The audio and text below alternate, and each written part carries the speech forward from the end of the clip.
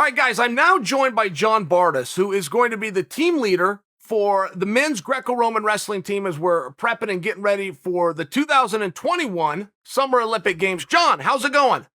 Doing great, Chael. How about yourself? Thanks for having me. I've never been better, and I will tell you, there's never been a time, and I mean this literally, there's never been a time, it's been a better time to be a wrestling fan, at least for me, and it's just because of the competitiveness, and it's particularly this country, and when you look at freestyle, you look at the women, you look at Greco-Roman, in all fairness, John, we're going to have world medals, some of which are going to be gold, that aren't even going to make the team. That's how competitive it is. So true. In fact, you and I have talked about this in the past. We've both been around American wrestling for a long time. It's both of our origins.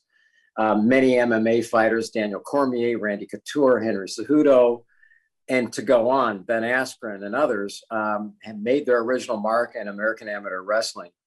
And I've never seen it like this before, including Gable's team in 1972, which was a pretty darn good team, right? The only matchup I can remember at the trials way back when that had anywhere near the consequence of five of our kids in three of our weight class was Don Beam and Rick Sanders, who wrestled off at 125 and a half. Both were silver medalists in Mexico City. On our men's freestyle team, which each weight class will have 16 competitors who went through the gauntlet just to make it to the Olympic trials. You've known that. We both wrestled in the trials. It's hard to get there. In three of those weight classes out of the six, there are five athletes who between them in this last cycle have had 13 world and Olympic championships, which I've never seen before. I don't know of 13 athletes who between them five athletes who between them ever had 13 world and Olympic golds in a cycle, or frankly, in two cycles. It's really an extraordinary time. Yeah, John, and there's always two sides of that, right? Like, you have the side of the team. The team is going to be iron on top of iron. We're going to have a great team. And that's great for you and I, the fan. But that's tough if you're one of the competitors. I mean, when you look at some of the opportunity or the opportunities that are going to be taken, it's tough. You know, Kerry Colott had made an argument, and he was discussing why some of the U.S. teams are as good as they are. And Kerry Colott said he believes it's because the guys stuck around. For example, when Randy Lewis is the Olympic champion, but he sticks around to make John Smith better. Or, Jake Varner would be a fine example where he stuck around to make Kyle Schneider better. I mean, it's one of these things where there's two ways to look at it. Some of it's very sad for me. As a fan, I look at it very sad. But the fan of me also looks at it and goes, John, this is our most legitimate shot at bringing home more medals and more championships as a country than we've ever had in wrestling. Well, I agree with you. And first of all, it's the toughest sport in the world. It's not only the oldest sport in the world, it's the toughest. And why would that be true? Well, first, every nation can afford to do it. And we're talking about nations that are ancient, and the sport for them is ancient. And it's always been the toughest people that are in those countries who've committed to the disciplines necessary to become an international wrestler. I mean, look, you look at Khabib Nurmagomedov, right? He's unbelievable. Maybe when it's all said and done, we'll be in that handful of names to be considered one of the greatest mixed martial artists ever. Putting that in perspective, he wouldn't make the top five on the Russian national team as a freestyler. That's nothing against him. It says everything about Russia, which and who is the best international program in the world, right? Both freestyle and Greco. Our freestyle teams go back and forth in any given year. We're one, they're one. But that's how hard it is. And furthermore, if you look at almost any other sport, let's talk basketball, baseball, football, unbelievable athletes, soccer, right? If you're the second best person in a country, you're a millionaire, right? Yep. If you can't start for Tampa, you're definitely going to be starting for the Bears. You have a job. In this case, number two goes home, literally goes home. Right? I mean, they'll stick around and be a part of a camp because, to your point, it's part of the culture to help that individual who made the team win a medal. But you're not on a team anymore. You're not carrying the flag. You're not an Olympian. You're either the guy or you're not on the team. Yeah. You mentioned Khabib's name. I'll give you a great story, but I was cutting weight in the same sauna as Khabib. And, you're cutting weight in a sauna. You're just zoned out on minding your own business. And this is before Khabib was Khabib. He was an undefeated fighter, and he had the weird hat, but he wasn't the world champion, a real famous guy. But Khabib had made a comment to somebody else. He said, I live in a village, and he's from Dagestan. He said, I live in a village that has 3,800 people. 18 of them are Olympic champions.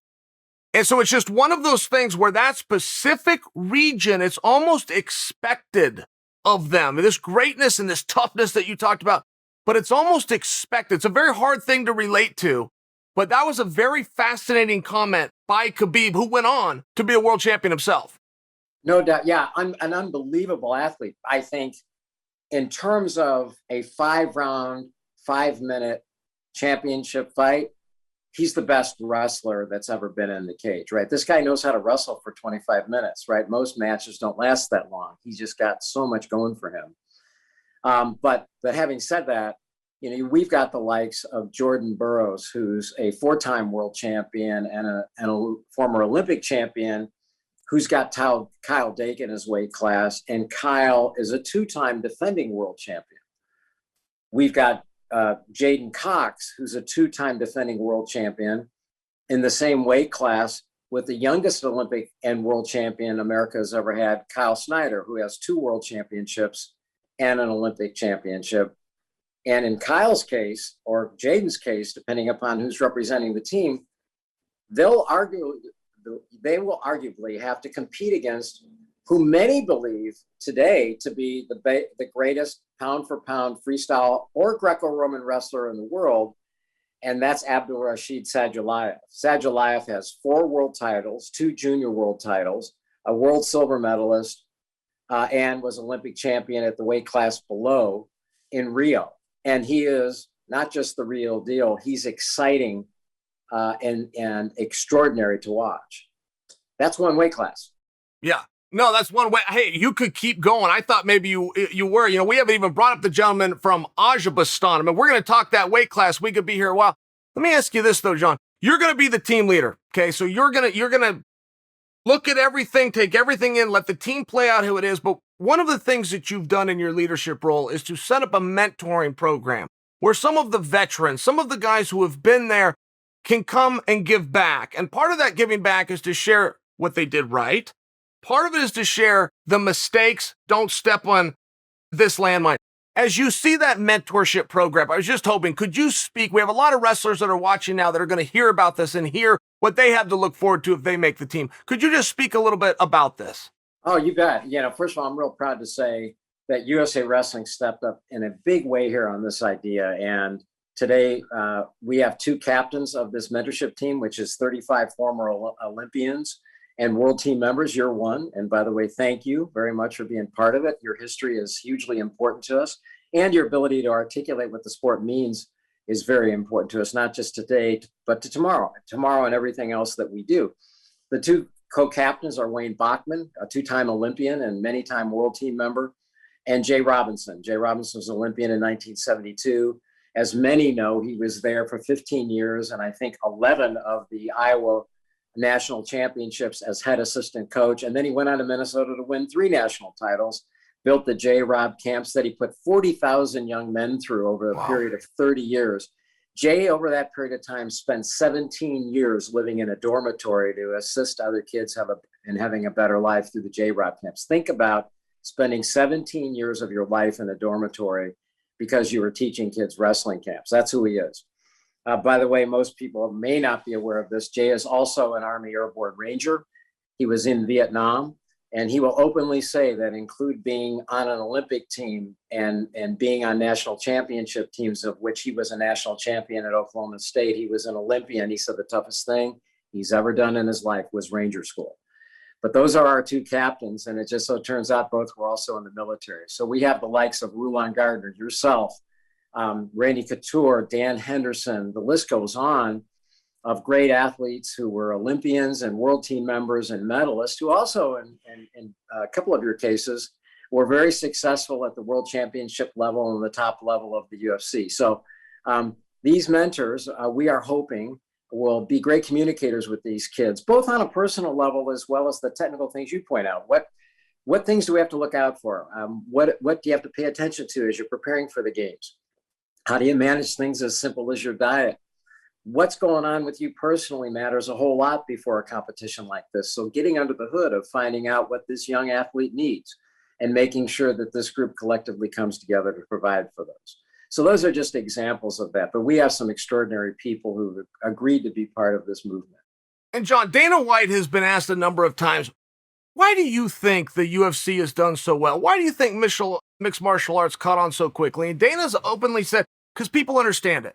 No matter what language you speak, you could turn that TV on to me. You're going to understand. You understand a struggle. You understand two guys trying to win. You understand that there's a time frame and somebody's hand comes. You just understand fighting. And I have maintained, John, and I know that you agree with me, everybody who's an MMA fan that's a UFC fan is a wrestling fan, but they might not know it yet. They might not yet know that they love wrestling and the intricacies and seeing, when you bring up the names like Khabib or the names like St. Pierre, seeing the wrestling tactics that are invoked in martial arts. If you're a fight fan, you're a wrestling fan, but you might not know it. Will you help me to explain that to people? I mean, right, because you can understand wrestling as well. You're trying to get on top. You're trying to expose a guy. We're not overly confusing, are we? No, but at the same time, the things that you learn and the things that you learned when you were a young guy coming up the ranks from being a kid forward, right? You learn natural reflexology in space that only a wrestler or somebody who is in close quarter combat understands.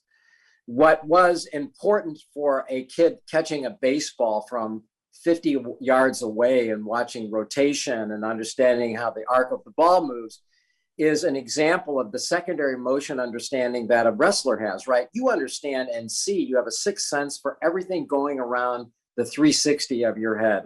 You can feel it, you see it, spatial relationships. So these young guys coming up the ranks learned about fighting and combat in close quarters from the time they started this. When you watch the John Smiths of this world, the Leroy Smiths of this world, the Petersons, the Gables, and so forth, their secondary reactions are all about combat. They understand where the force is coming from. They understand where the movement is coming from. They know what to do to protect themselves. And so you're right. Anybody who understands and sees combat sports is really a wrestling fan, because the foundational activities around close quarter combat really are built off of wrestling. And what Dana White has figured out how to do, right, is to make this a sport now that is recognized by households, not just individual fanatics like you and I. And that's changed the way people have looked at the sport. And it wouldn't shock me at all in the future if mixed martial arts at some point in time is an Olympic level sport, because it's becoming very widely accepted. Sure. And, as the trials are coming up, by the way, now I get Olympic fever, John. I think you feel it too, but I mean, there's a special energy. There's something going on. It only comes around every 4 years. So it is special, but I see the athletes get bit by the bug. We'll have one of these old dogs, if you will, come back, and he's going to make a run, and he's going to try to do it. But we also see the other side of the coin, a Jake Deichler type, somebody that's off the radar, somebody that's seeded number 9 or 10 or with how to seed it all. They always come in, always, and they go all the way to the top. The team gets disrupted by some young guy somewhere with a dream that happened to believe in himself, happened to show up at the right time. One thing that I feel that we learn from wrestling is success is 80% just showing up. I mean, you've got to be there in the moment. You have to be willing to put it on the line. You got to be willing to risk it. But if the work was there and you show up, and I feel that it's a lesson in life that kids can take with them everywhere. You're going to get the job, particularly if you're the one standing there willing to do it. It's an opportunity that we see in mixed martial arts, but it's also something special about wrestling. No doubt. I mean, look, I can honestly say in my own life, it was the difference maker in many ways, because when you're doing something new in your life, you're not quite sure what your skill level is. But the one thing wrestling teaches you to do is to absorb pain and to be able to go harder and longer and longer and harder than the average person walking down the street. And we've seen these stories replay themselves over and over again in the sport. Like, for example, Henry Cejudo. Hey, Henry Cejudo had to beat a defending Olympic silver medalist to get on the team. He was a 20-year-old kid, and this was not just anybody. This was Stephen Abbas. And it was a 3-match war, because when we get into the finals to make the team, what is it? It's 2 out of 3. You think you've made it through the tournament and things are going good and you're in the finals? You got to strap it on for 3 goes. And those were 3 brutal goes. And over again, we see these young people and old people emerge and make a team. Mo Lawal said it well because of his background in mixed martial arts. And he said this about world-class level wrestling. And he said, if you haven't been wrestling at the world level for 6 months, he said, you ain't world-class anymore.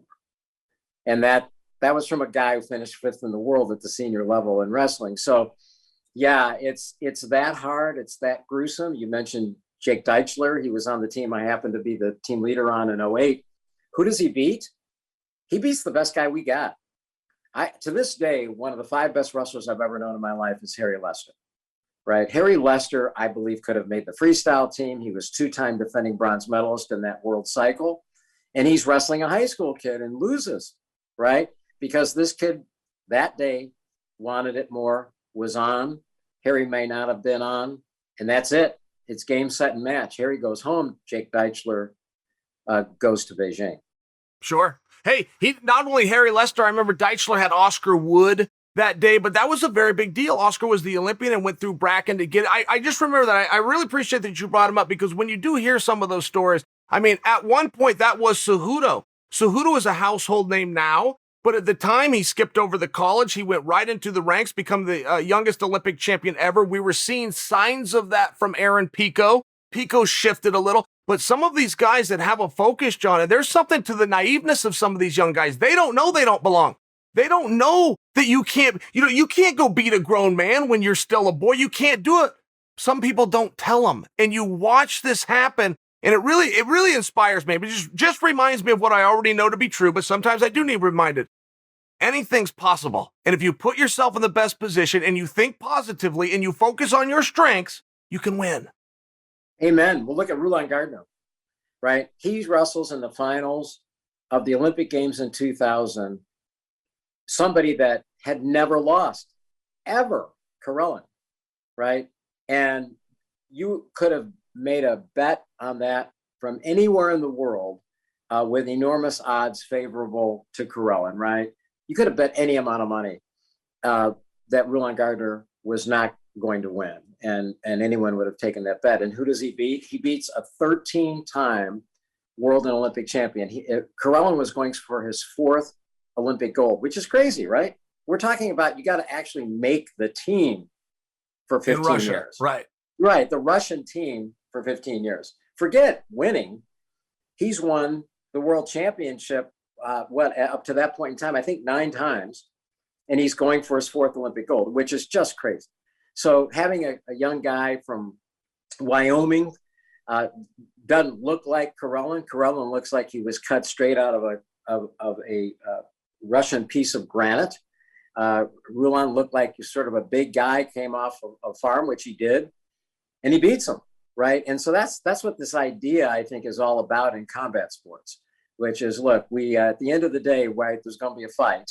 And at the end of the day, there's going to be a wrestling match. And what's going to be pretty exciting about it is that you can't put a particular value on the will of another human being, but we see time and time again what somebody who decides against what anybody else's opinion is, what they're willing to do. Sure. Yeah, and it always seems like conditioning, by the way, but that's always been a real advantage to America, John. I argue that's largely because of our collegiate systems. I argue that going a 6-minute match in high school where stalling's a real thing and you don't get to stay on bottom. You must get up or you must hold a man down against his will. Graduating to college, same rules, but now 7 minutes. I've always thought that was a leg up, and it's an intangible. It's an intangible that the audience has a hard time seeing. But you talked to me about this a lot in my mixed martial arts career. But when you can weaponize pace the way a Dan Gable did, a Randy Couture, a George St. Pierre, when you can weaponize pace, you're bringing to the fight something the audience can't always see. And when people talk about heart and mental toughness and grit, those are largely fancy words for pace. How hard can you go? Is my harder harder than your hard? I agree with that. Gable is the greatest of all time, right? I honestly believe that if Dan had decided to wrestle in 2 or 3 more Olympics, he'd have won them.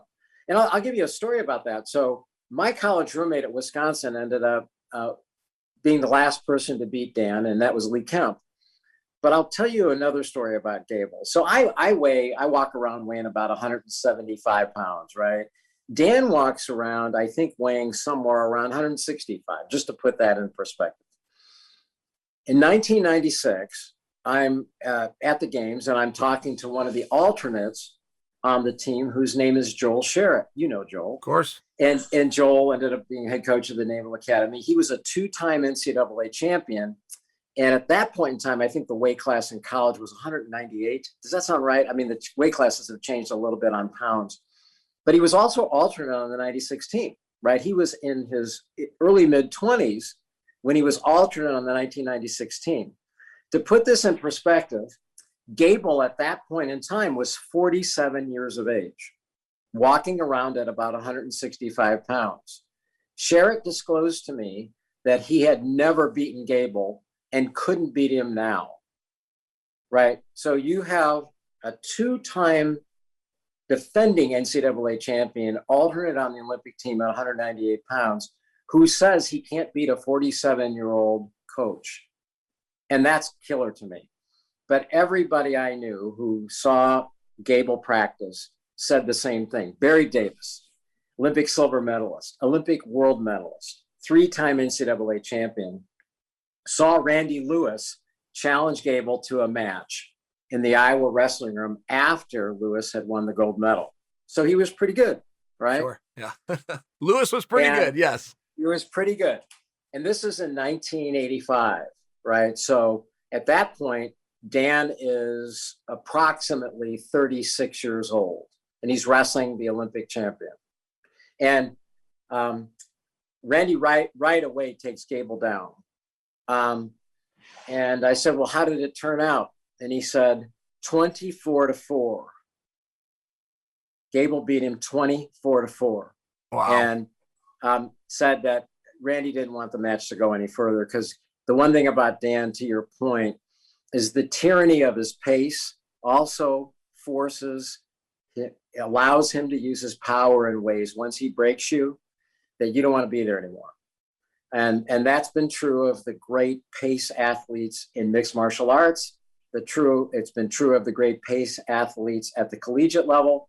It's been true of the great pace athletes at the international level, right? They get you to a point in time, and I don't care how tough you are, once your cardiovascular system and your neuromuscular system is broken, you're broken, right? So you better do everything you can and have enough fear in your heart before that point in time comes that you've tested yourself to figure out what that looks like. John, I got to tell you, I just love that Gable story that you just told because I've heard stories that John Smith was very similar, and I heard that right from Jamil Kelly. Jamil said actually about himself, I finally got Coach Smith, but that was just before the 2004 games, and that was what gave Jamil confidence to go out and bring home that silver medal when he never placed in the NCAA, just by example. I hear these wonderful stories. Now, I'm going to do to the audience what's called a tease, but under your leadership, we are going to make sure that some of these matches and some of these instances are captured. We're going to bring this year the audience along for the ride. We're going to make sure that wrestlers who are the toughest guys also become the most accessible Olympians. We're going to welcome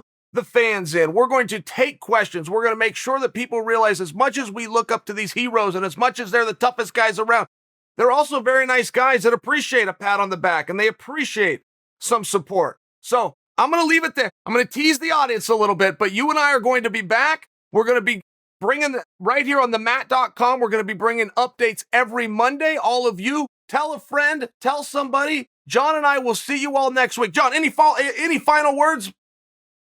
Just thank you, Chael. Appreciate your leadership. Appreciate you leading this process. And just to give you some sense for some of who these guys are, I'll just mention one, David Taylor. Please. David Taylor won the world championship in 2018. He beat the defending Olympic champion. His name is Yazdani. Just to put this in perspective, Yazdani not only hasn't lost a match since he won the Olympic Games in 2016, he hasn't had a match outside of David Taylor beating him twice that went the distance. He has tech-falled every other person in the world except David Taylor, who has only wrestled him twice, and both times David Taylor's pace has taken Yazdani out of the match and Taylor has won. That's the kind of athlete we're talking about.